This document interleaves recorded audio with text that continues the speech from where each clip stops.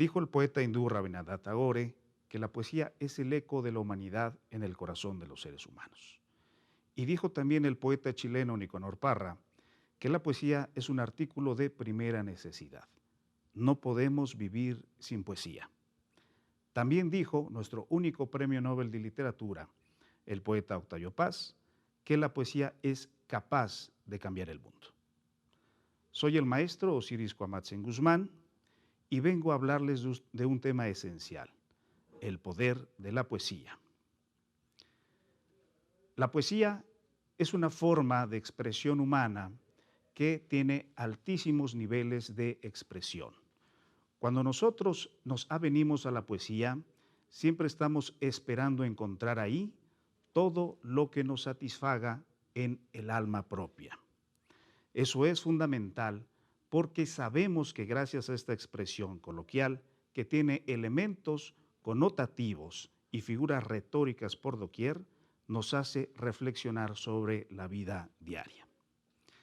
Es entonces imprescindible para hacer notar que la reflexión de la poesía pueda encaminarse gracias a dos poetas fabulosos que en esta clase vamos a ver. El poeta Mario Benedetti y el poeta Jaime Sabines. Justamente nuestro tema se titula La poesía en la reflexión de la vida diaria. Pasatiempo, un poema de Mario Benedetti, y Los Amorosos, un poema de Jaime Sabines.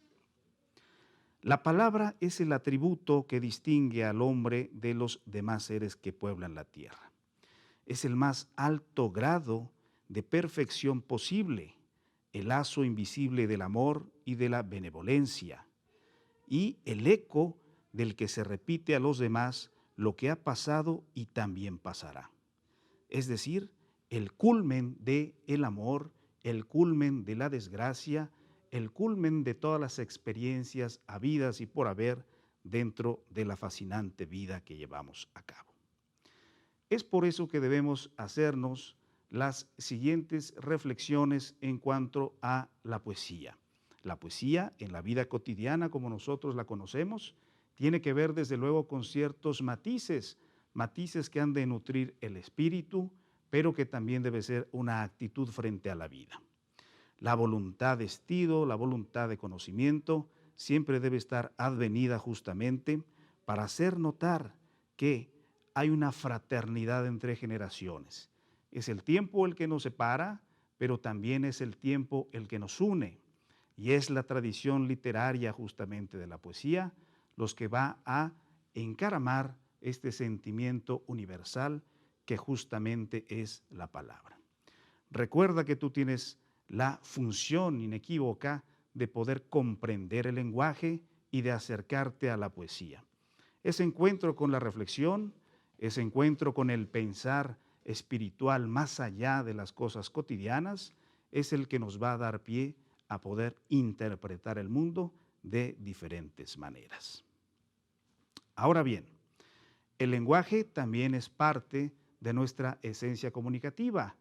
A partir del lenguaje nosotros podemos vislumbrar qué es lo que va sucediendo a través de nuestra vida cotidiana. Nacemos, nos desarrollamos en nuestra vida cotidiana y finalmente tenemos que partir. ¿Cuál es esa característica fundamental que como seres humanos se ancla precisamente en este espacio y en este tiempo que se llama vida? Hay que respondernos justamente a diversas preguntas. ¿Cuáles son estas preguntas? Enseguida vamos a hacer esta reflexión. ¿Es la poesía una fuente de conocimiento? ¿Es el poeta el manifestante de la conexión con la realidad? ¿Permite el ejercicio poético una representación y comprensión del mundo? A través de esta clase vamos a exponer qué es la poesía y de dónde viene. Y serán justamente dos portentosos poetas, Mario Benedetti y Jaime Sabines, quienes nos van a guiar a través de este mundo que es justamente el poético y que tiene en la vitalidad del ser humano su conexión infalible. Tenemos que remontarnos entonces a la antigüedad clásica, justamente a los griegos. ¿Qué pasa con los griegos? Justamente el recorrido que ellos hacen en cuanto a la poesía tiene que ver con una constante primigenia. Para los griegos existía el etos, el patos y el logos. El etos entendido como la conmoción natural del comportamiento humano. El patos entendido como la fuerza sentimental que se le imprime a los textos. Y finalmente el logos, que era el pensamiento o la idea base que va a nutrir estos textos poéticos. ¿Qué pasa entonces en la actualidad? Cuando nosotros vemos qué es la casualidad y qué es el encuentro entre diversas personas, podemos encontrar, por ejemplo, en el gato, en la calle, en la ducha, en el desayuno, en el devenir cotidiano de los seres humanos, diversas exploraciones de la propia identidad. Una identidad individual, pero también colectiva.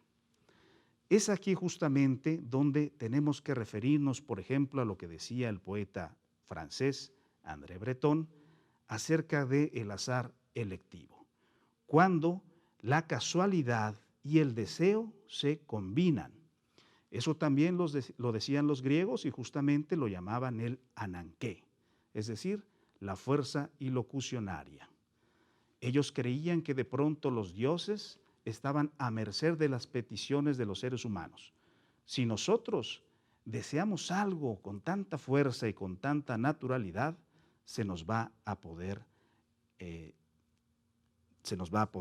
salir adelante. ¿Qué pasa entonces?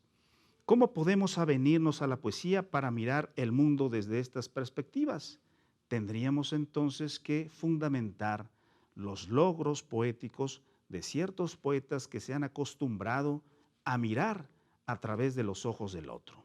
Cuando nosotros leemos como lectores, sabemos perfectamente que somos los ojos del autor. Y cuando nosotros escribimos también, estamos conociendo a ciencia cierta qué es lo que le está pasando al lector o cómo podemos en lo individual hacernos cargo de esa representación del mundo, lo que los griegos también llamaban la mímesis.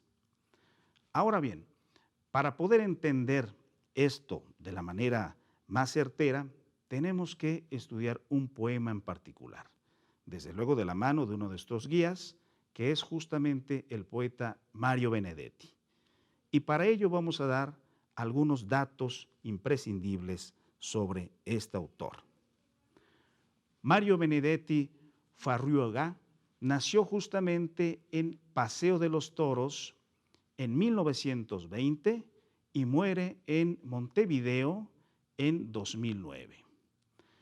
¿Cuáles son los géneros que cultivó este maravilloso poeta? La poesía, la novela, el cuento, el teatro y también el ensayo. Tenemos que era un escritor, desde luego, un periodista avesado, un poeta, un dramaturgo y también un novelista. Era parte fundamental de una corriente en aquel entonces que estaba encumbrada por la generación del 29. Esa generación tenía grandes poetas, entre los cuales estaban desde luego grandes poetas uruguayos. ¿Qué más podemos decir? Bueno, los libros más imprescindibles de este poeta son desde luego La Tregua, Primavera en una esquina, Gracias por el fuego, Poemas de la oficina, Quemar las naves y Viento del exilio. También sabemos que tiene grandes premios en su haber. El Premio Reina Sofía de Poesía Iberoamericana, el Premio Internacional Menéndez Pelayo, la Medalla Gabriela Mistral y la Medalla Pablo Neruda que entrega el gobierno de Chile, la Orden Félix Varela, otorgada por el gobierno cubano, y el doctorado honoris causa por la Universidad de Alicante en España, entre otros tantos. Sabemos también que Mario Benedetti hizo una fundación, la Fundación Mario Benedetti, que lleva su nombre y que se encarga desde hace mucho tiempo de encontrar a las familias y apoyarlas económicamente, todas esas familias que sucumbieron ante la dictadura en el Uruguay. Sabemos entonces también que desde el punto de vista existencial, desde lo psicológico, desde lo social y desde lo espiritual, Mario Benedetti estuvo muy emparentado con grandes poetas, desde Vicente Huidobro hasta César Vallejo, pasando desde luego por Horacio Quiroga. Esto lo convierte en un maestro de las siguientes generaciones. Así podemos decir que casi en todos los poemas de este gran literato hay una conmoción espiritual cercana a la vida y la muerte. En su narrativa, la palabra va a constituir un sentido que se vislumbra justamente entre lo que va pasando en la cotidianidad, pero también que se enreda en un paisaje entramado que nos va a adquirir una fuerza nostálgica, una perplejidad, una cierta tristeza, pero también una relación afectiva. Casi todos sus poemas, los de Mario Benedetti, hablan justamente de cosas que en aquel entonces no parecían poéticas. Por ejemplo, la oficina, el automóvil, la clase media, el café, todos aquellos simbolismos que deambulan en la cotidianidad, en la reflexión misma de la vida diaria, pero que sin lugar a dudas estaban alejados de ese encumbramiento de los grandes poetas simbólicos, por ejemplo, ¿verdad? En este caso, los franceses. Baudelaire, Rimbaud, Verlaine no están situados justamente en esta corriente. Más bien la corriente poética de Mario Benedetti es la poesía del decoro, con algunas palabras que todo mundo conoce, sin sonar enreversado, puede hacernos vibrar con una maravilla, puede hacernos llorar justamente con un poema y también puede hacernos reflexionar respecto a la vida, pero con una constante, la sencillez. Vamos ahora a leer un poema fabuloso del poeta Mario Benedetti que se llama Pasatiempo. Cuando éramos niños, los viejos tenían como 30. Un charco era un océano, la muerte lisa y llana no existía. Luego, cuando muchachos, los viejos eran gente de 40. Un estanque era un océano, la muerte solamente una palabra. Ya cuando nos casamos, los ancianos estaban en los 50. Un lago era un océano, la muerte era la muerte de los otros.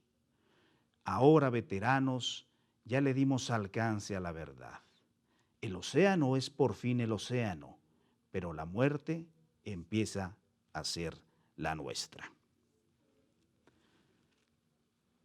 ¿Qué nos dice justamente este poema de Mario Benedetti? Tenemos aquí diferentes edades en las que el poeta plantea justamente la existencia, el devenir existencial a través de la palabra. Cuando el que habla propiamente, es decir, el sujeto poético, es alguien que lo dice ya en una manera taciturna y nostálgica. Este hombre que se asume como veterano es el que está diciendo justamente que pronto le llegará la muerte, pero que antes esa concepción de la muerte era ingenua en su devenir existencial.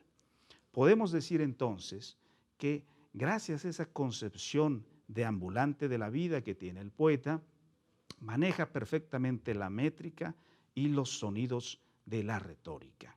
Hay una gran vocalización aquí en cuanto a la fonética y desde luego sabemos que hay algunas figuras literarias que se están encumbrando justamente en este poema. ¿Como cuáles? Por ejemplo, está la hipérbole, es decir, la figura retórica que se encarga de exagerar todo aquel contenido y aquella comparación.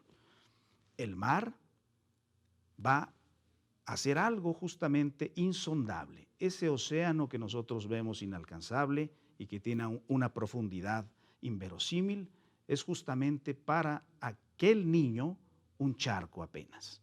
Esa es justamente una de las figuras retóricas. Pero también tenemos aquí una antítesis, es decir, los contrarios que pueblan justamente el texto.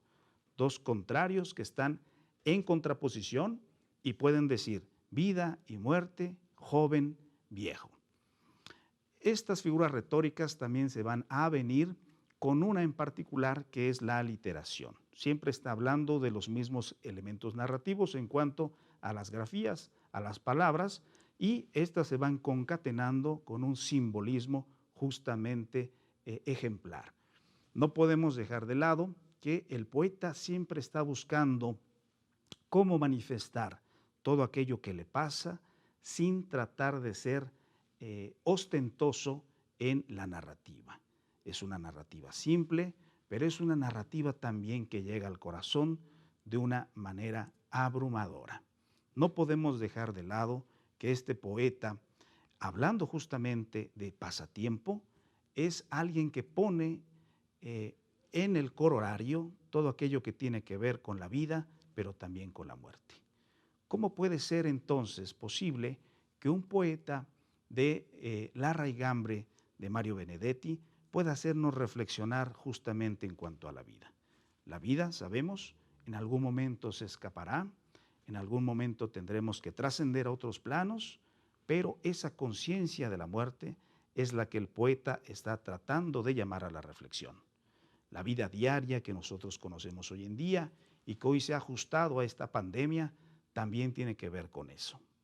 No tenemos la vida comprada, vamos al súper, tomamos el autobús y vamos al trabajo y sabemos perfectamente que hay una condición inherente de la existencia y la búsqueda de esa supervivencia que va a salir delante de nosotros. Esto quiere decir justamente que los simbolismos que ocupa Mario Benedetti están cargados de una reflexión cotidiana. Es decir, cada palabra que él está inventando en este poema es justamente relativo a la condición inherente del poeta. No está hablando un poeta enraizado en la tradición simbólica, ya lo dijimos, sino que es un poeta que está hablando justamente de las cosas banales, pero llevándolas a lo poético. ¿Qué pasa, por ejemplo, si nosotros comenzamos a estudiar esta banalidad, esta condición superflua que nos antecede en cada mañana y se nos va, desde luego, al sueño cuando nos acostamos? Desde luego, esta condición que nosotros podemos llamar ingenua adquiere una significación importante cuando la materializamos en la palabra, es decir, en la escritura. Es importante que conozcamos entonces que la obra de Mario Benedetti es totalmente figurativa, es decir, la poética que él lleva a instancias elevadas tiene que ver con elevar justamente lo mundano. Ya lo dijimos, el gato, el desayuno, la pareja, el trabajo, la oficina, se vuelven irremediablemente temas de una esencia poética extraordinaria. Podemos entonces decir y concluir en cuanto a este poeta maravilloso con esta tesitura que toda la obra de Mario Benedetti va a estar cargada justamente de esos simbolismos. A continuación, para cerrar, vamos a hablar de otro poeta imprescindible para la tradición latinoamericana. Y se trata justamente de un poeta que hace las mismas búsquedas del poeta uruguayo Mario Benedetti. En este caso estamos hablando de un poeta extraordinario, mexicano, chiapaneco, que es Jaime Sabines. Para lo cual aquí tenemos una diapositiva. Jaime Sabines nació en Tuxtla Gutiérrez, Chiapas, y su género es la poesía. Es uno de los poetas mexicanos más reconocidos del siglo XX.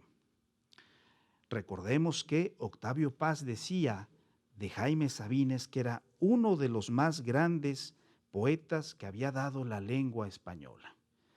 Y esto porque él decía, imagínense, el premio Nobel hablando de Jaime Sabines, que justamente era un poeta que llevaba grandes narrativas, pero ajenas a la condición poética de una altura. Es decir, todo aquello que tenía que ver con la calle, él lo llevaba de una manera elevada. ¿Cuáles van a ser las obras notables de este poeta? Algo sobre la muerte del mayor Sabines, que es una maravilla, Oral, que fue su primer poemario, La señal, Adán y Eva, Los amorosos, Cartas a Chepita, entre otros tantos.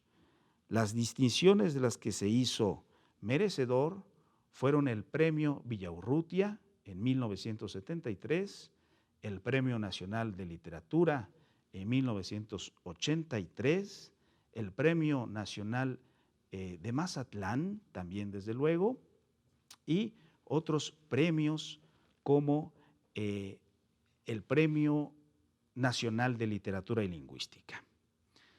Tenemos que decir, por ejemplo, de Jaime Sabines, que justamente en 1966 hizo, desde luego, una recopilación desde muy pequeño de todos aquellos autores que él buscaba y que él admiraba. Y él siempre quiso parecerse a un poeta de estos que va por la vida recitando, va por los salones, va desde luego también por los auditorios recitando sus obras. Y fue justamente en 1996 donde en Bellas Artes pudo el poeta realizar una lectura con un lleno total, convirtiéndose en un rockstar de las letras literarias. Podemos decir entonces que Jaime Sabines, desde luego, es uno de los autores imprescindibles de toda la tradición poética mexicana. Va a fallecer a la edad de 72 años, el 19 de marzo de 1999, en la Ciudad de México. ¿Cuál es la maravilla de Jaime Sabines? Jaime Sabines le habla siempre al amor. Jaime Sabines siempre busca en el erotismo una condición agregada de la poesía. Todas las joyas que él trata de ornamentar como un buen joyero, busca desde luego en el retruécano, pero también en la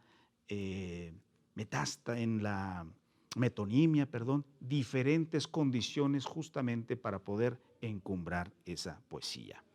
Desde luego, cuando hablamos de Jaime Sabines, tenemos que la nostalgia y la tristeza, todo aquello que tiene que ver con la banalidad, pero una banalidad superflua, es la que siempre va a estar del lado de él. El amor tiene que ser el juego fundamental de la poesía, pero el amor para Sabines es lo contrario de la muerte. Aquellos que no aman están cercanos a la muerte porque están viviendo en soledad. Esa soledad tiene que ser para Sabines algo que pueda ser disfrutable, porque aquellos que están solos siguen amando. Eso tiene que ser justamente una antítesis.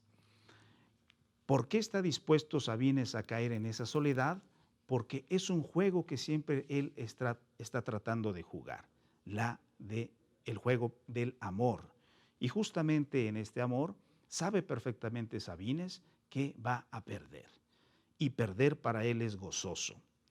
Prácticamente en todos sus textos siempre está vaticinando un vaciamiento, es decir, una ausencia total de algo, de alguien, y desde luego cómo puede, en base a diferentes herramientas, salvarse de esa soledad, salvarse de esa condición de aniquilación. Eso únicamente lo puede hacer gracias al amor. Por eso para Sabines el amor es también una figura deística, es decir, que se contempla casi como si fuera un propio Dios. Es entonces una condición inherente a la narrativa de Sabines que todo aquello que duela tiene que ser vanagloriado. ¿Por qué? Porque si el amor no nos duele, si el amor no nos hace sufrir, si no sentimos esa vibración dentro de nuestro corazón y si no lloramos en las calles por esa mujer amada o por ese hombre amado, entonces estamos desperdiciando la vida, dice Sabines. Justamente ese deseo eminente por lo amoroso es la voz más profunda del poeta chiapaneco.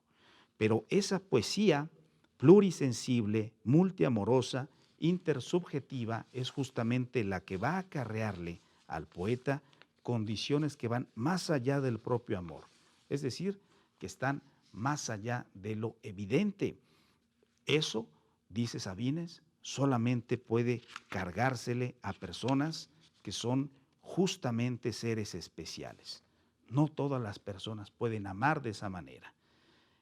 Y sin mayor preámbulo, podemos encontrar justamente en el siguiente poema, que es una maravilla, cuáles son estas connotaciones amorosas y redentas, sufribles en este texto maravilloso. Los amorosos callan. El amor es el silencio más fino, el más tembloroso, el más insoportable. Los amorosos buscan. Los amorosos son los que abandonan, son los que cambian, los que olvidan. Su corazón les dice que nunca han de encontrar, no encuentran, buscan.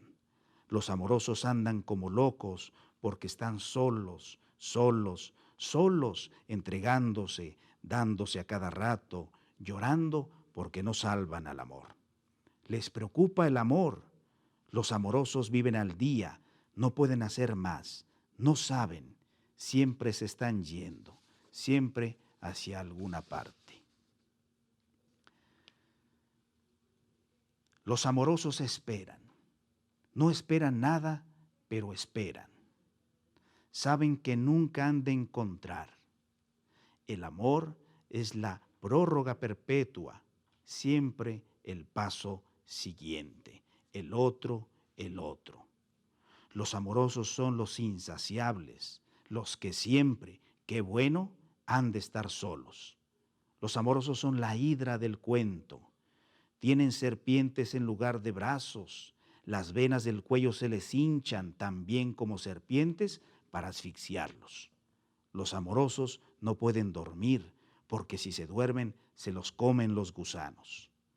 En la oscuridad abren los ojos y se les cae en ellos el espanto. Encuentran alacranes bajo la sábana y su cama flota como sobre un lago. Los amorosos son locos, solo locos, sin Dios y sin diablo.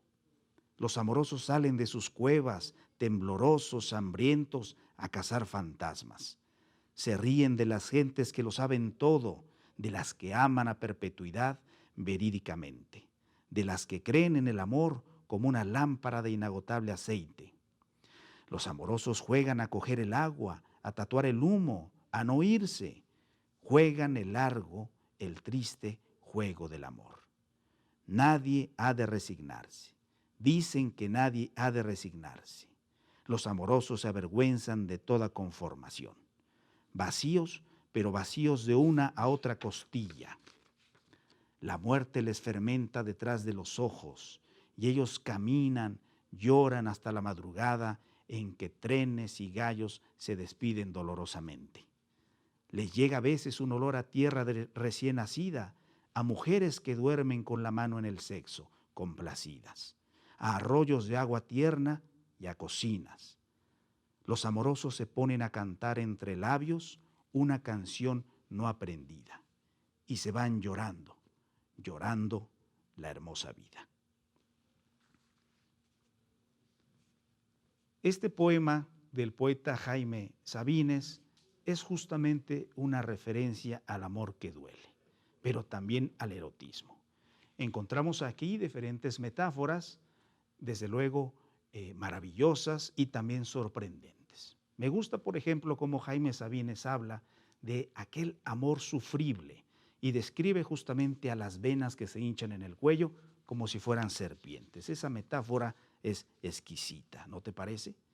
Hay de pronto también una voz que es multiamorosa, algo que tiene un destilado estilo sencillo pero diáfano de un corte no superficial, sino más bien transversal que atraviesa el corazón.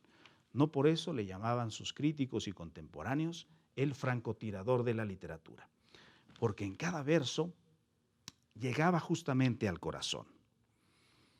¿Qué es lo que nos dice justamente sobre los neologismos y la escritura Jaime Sabines? Aquí no hay barroquismos, aquí no hay condiciones literarias elevadas, aquí simplemente hay un experimento de la cuestión entrañable sobre la pluma.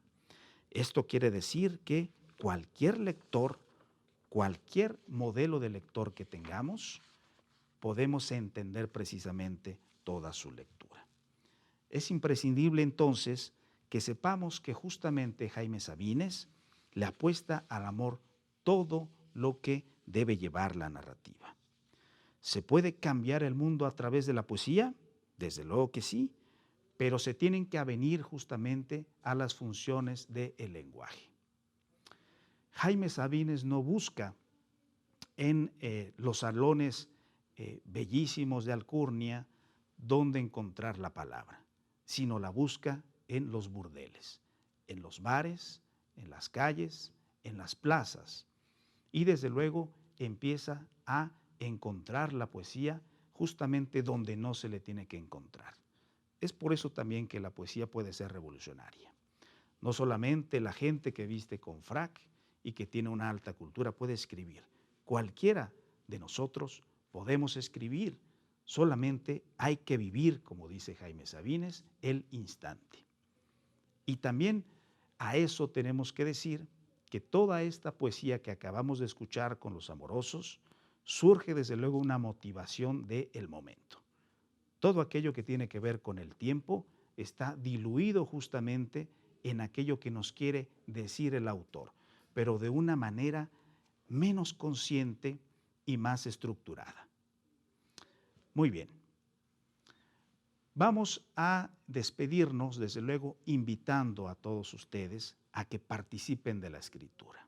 Es importantísimo como estos dos poetas fabulosos, Jaime Sabines y Mario Benedetti, que busquen el actuar de la escritura gracias a estas connotaciones que todos los tenemos en la vida cotidiana.